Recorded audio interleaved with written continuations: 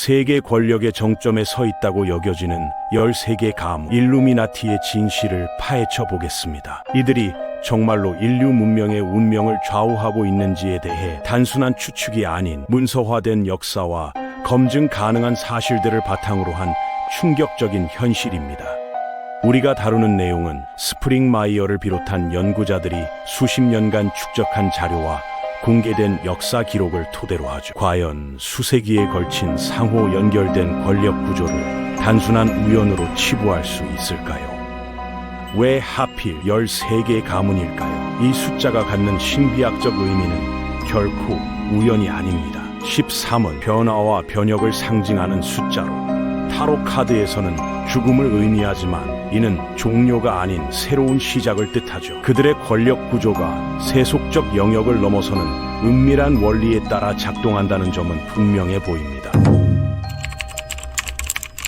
에스터 가문부터 살펴보겠습니다. 존 제이콥 에스터가 1784년 독일에서 거의 빈손으로 미국에 도착했을 때 누가 그를 수십 년 만에 미국 최고의 부호가 될 것이라고 예상했을까요? 그의 성공은 단순한 사업 수완을 넘어서는 무언가가 있었습니다. 모피 무역과 맨해튼 부동산을 독점하며 미국 은행 시스템 구축에 핵심적 역할을 한 그의 배경에는 유럽 귀족들과의 연결고리, 프리메이슨 조직과의 관계가 존재했거든요. 에스터 가문이 개척한 권력 투사 방식은 오늘날까지도 이어지고 있어요. 바로 자선사업이라는 이름의 사회 통제 시스템이죠. 컬럼비아 대학과 뉴욕 공공도서관에 대한 그들의 후원은 단순한 기부가 아니었습니다. 연구비를 제공한다는 것은 연구 방향을 결정한다는 뜻이고, 대학에 자금을 지원한다는 것은 교육 내용을 좌우한다는 의미거든요. 1912년 타이타닉 침몰 사건에서 드러나는 기묘한 우연의 일치도 주목할 만해요. 존 제이콥 에스터 4세를 비롯해 연방준비제도 설립에 공개적으로 반대했던 가장 부유한 3명의 인물들이 모두 그 배에서 목숨을 잃었습니다. 그리고 바로 다음 해인 1913년 연방준비제도가 설립되었죠. 번디 가문은 미국 제국의 관료적 사제층을 대표합니다. 맥조지 번디와 윌리엄 번디 형제는 케네디와 존슨 행정부에서 핵심적 역할을 담당했지만 그들의 공식 전기에서는 생략되는 중요한 사실들이 있어요. 이들은 예일 대학의 스컬 앤 본즈 협회와 연결된 오래된 뉴잉글랜드 가문 출신으로 전통적으로 미국 외교 정책을 장악해온 앵글로색슨 개신교 엘리트를 대표했습니다. 베트남 전쟁의 설계자이자 라틴 아메리카 비밀 작전의 기획자였던 이들이 과연 미국의 이익을 위해 봉사한 것일까요? 번디 가문이 보여주는 것은 최고 수준의 사회공학이에요. 이들은 단순히 사건에 반응하는 것이 아니라 특정 사건들이 불가피하게 발생하도록 하는 조건들을 미리 조성합니다. 콜린스 가문으로 넘어가면서 우리는 더욱 어두운 영역에 발을 들여놓게 됩니다. 다른 가문들이 주로 부나 정치적 영향력으로 알려져 있다면 콜린스 가문은 신비로운 지식의 전달자이자 실행자로서의 역할로 주목받아요. 보헤미안 그로브의 존재는 부인할 수 없는 현실입니다. 캘리포니아에 위치한 2,700에이커 규모의 이 캠핑장에서는 매년 7월 미국의 가장 영향력 있는 인물들이 모여들죠. 대통령들, 기업 최고 경영자들, 군 지도자들, 언론계 거물들이 12m 높이의 석조 올빼미 앞에서 케어의 화장이라는 의식을 거행합니다. 고대 신 몰록을 상징하는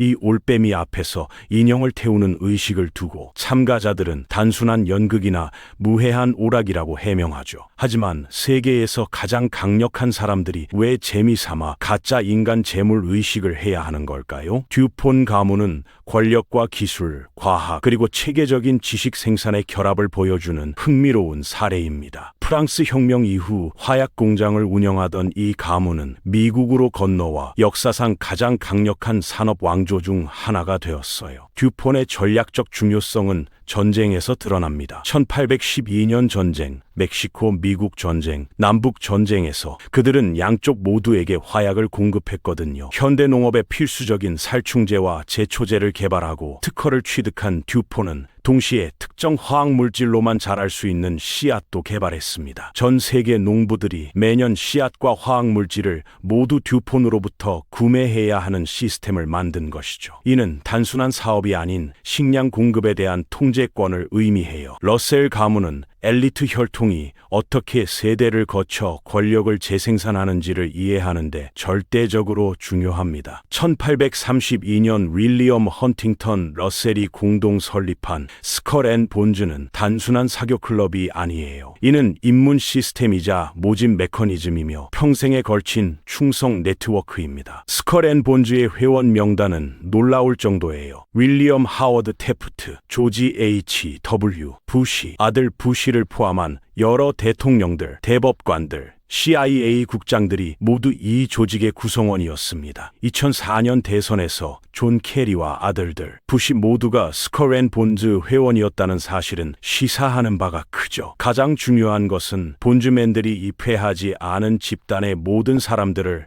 야만인이라고 부른다는 점입니다. 이는 이 혈통의 근본적인 세계관을 드러내요. 그들은 스스로를 미개한 대중에 대한 통치권을 정당화하는 신비에 입문한 별개의 계층으로 여깁니다. 케네디 가문은 아마도 이 목록에서 가장 역설적인 존재일 거예요. 공개적으로는 미국의 왕족이자 이상주의의 상징이지만 음모 연구에서는 권력 엘리트의 희생자로 묘사되죠. 가문의 가장 조셉 케네디 시니어는 금주법 시대에 은행업과 밀주업을 통해 재산을 모았으며 이는 추측이 아닌 기록된 사실입니다. JFK가 1963년에 암살당했다는 것은 공식적으로는 리 하비 오스월드의 단독 범행이라고 발표되었지만 1979년 하원 암살특별위원회는 음모가 있었을 가능성이 높다고 결론지었어요. RFK 역시 1968년에 암살당했는데 공식적으로는 시르한의 단독 범행이라고 했지만 탄도학적 증거는 총격이 여러 방향에서 날아왔음을 시사합니다. 록펠러 가문은 아마도 이 목록에서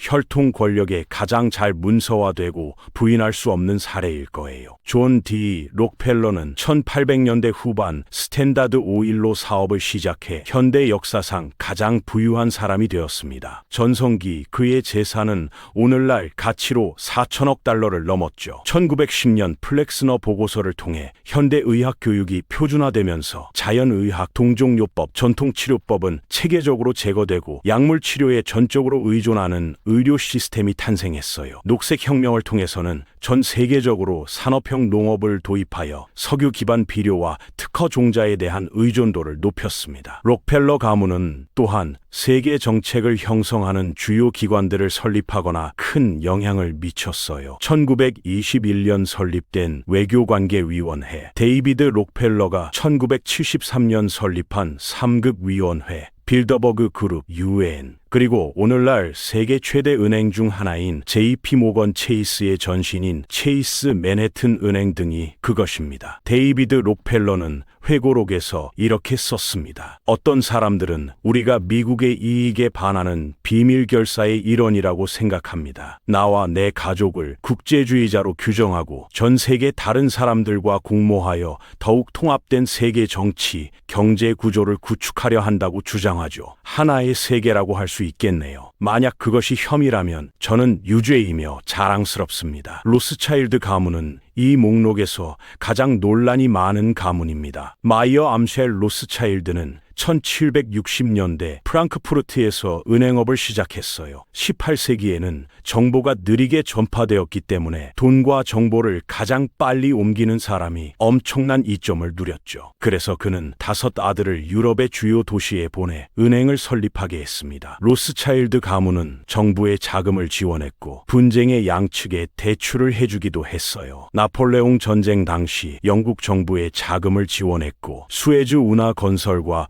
남아프리카 공화국의 다이아몬드, 러시아의 석유 채굴에도 자금을 댔습니다. 19세기 전성기에는 세계에서 가장 부유한 가문이었을 가능성이 높으며 유럽 정치에 대한 그들의 영향력은 부인할 수 없을 정도로 강력했죠. 리 가문은 이러한 세계 권력 구조에서 동양적 연결고리를 나타냅니다. 중국에서 가장 저명하고 오래된 가문 중 하나인 리 가문은 중국 왕족 권력과 역사적으로 연관되어 있으며 로스차일드 가문의 동양 버전으로 묘사되고 있어요. 반다인 가문은 아마도 이 목록에서 가장 모호한 가문일 것이며 주로 프리츠 스프링마이어의 연구를 통해 알려져 있습니다. 네덜란드 가문인 이들은 유럽 은행과 연줄이 있으며 음모론 문헌에 따르면 NGO 네트워크와 국제개발기구와도 관련이 있다고 해요. 메로빙거 왕조는 이 목록에서 가장 난해한 영역을 나타냅니다. 이들의 주된 관심사는 돈이나 정치 권력이 아닌 영적 정통성과 신비로운 권위예요. 현대 음모론, 특히 성열성배 같은 책들은 메로빙거 왕조가 예수 그리스도와 막달라 마리아의 후손이라고 주장합니다. 그렇다면 우리는 이 모든 것을 어떻게 이해해야 할까요? 이 13개 가문이 정말로 세계를 지배하고 있을까요? 솔직하게 답하자면 우리는 확실히 알지 못해요. 하지만 우리가 아는 것들이 있습니다. 이러한 가문들은 존재하며 그들의 부와 영향력은 기록되어 있어요. 결혼과 사업, 조직 구성원으로서 서로 연결되어 있다는 것도 기록되어 있죠. 분명한 것은 이러한 혈통들이 공식 정부와 평행하게 그리고 종종 그 위에서 운영되는 대안적인 권력 구조를 나타낸다는 것입니다. 그들은 진정한 권력이 세습되고 엘리트 지위가 혈통과 인문을 통해 유지되며 대중은 민주주의의 외양을 가지지만 엘리트 가문이 비밀리에 실질적인 결정을 내리는 시스템을 만들어냈어요. 이 13개 혈통은 문명이 실제로 어떻게 통제되는지 대중에게 알리지 않고 어둠 속에서 활동함으로써 여러 세대에 걸쳐 권력을 유지해 왔습니다. 이제 여러분은 이 구조를 알고 있어요. 기억하세요. 진실은 항상 눈에 보이는 곳에 숨겨져 있으며 눈이 있는 자들이 보기를 기다리고 있습니다. 이번 시간에는 세계 권력의 정점에 서 있다고 여겨지는 13개 가문, 일루미나티의 진실에 관한 주제였습니다.